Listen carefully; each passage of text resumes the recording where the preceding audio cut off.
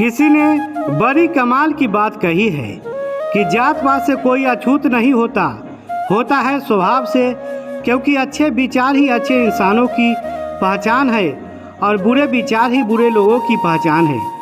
नमस्कार दोस्तों, मैं हूं प्रभास प्रविष्टि और हाजिर हूं एक छोटी सी ज्ञानवर्धक कहानी को लेकर। एक दिन गौतम बुद्ध अपने शिष्यों के साथ एकदम शांत बैठे हुए थे।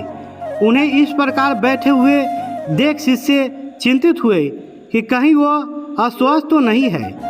एक शिष्य ने उनसे पूछा कि आज वह मौन क्यों बैठे हैं, क्या शिष्यों से कोई गलती हो गई है। इसी बीच एक अन्य शिष्य ने पूछा कि क्या वह स्वस्थ है, पर बुद्ध मौन रहे।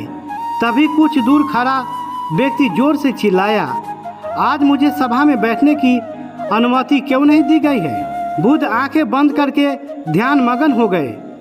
वह व्यक्ति फिर से चिल्लाया, मुझे प्रवेश करने की अनुमति क्यों नहीं मिली।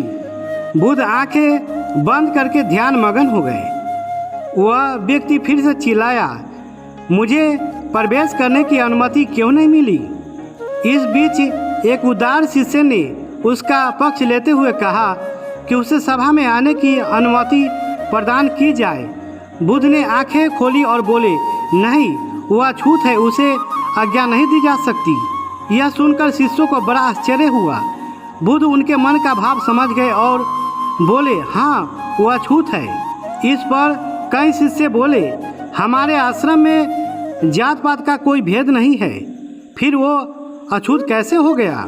तब बुद्ध ने समझाया, आज वो क्रोधित होकर आया है। क्रोध से जीवन की एकाग्रता भंग होती है। क्रोधी व्यक्ति प्राय मानसिक हिंसा कर बैठता है, इसलिए जब तक वो क्रोध में रहता है तब तक अछूत होता है। इसलिए उसे कुछ समय एकांत में खड़े रहना चाहिए।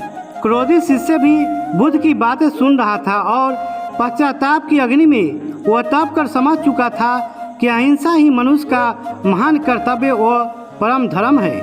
वह बुद्ध के चरणों में गिर पड़ा और कभी क्रोध न करने का प्रण लिया।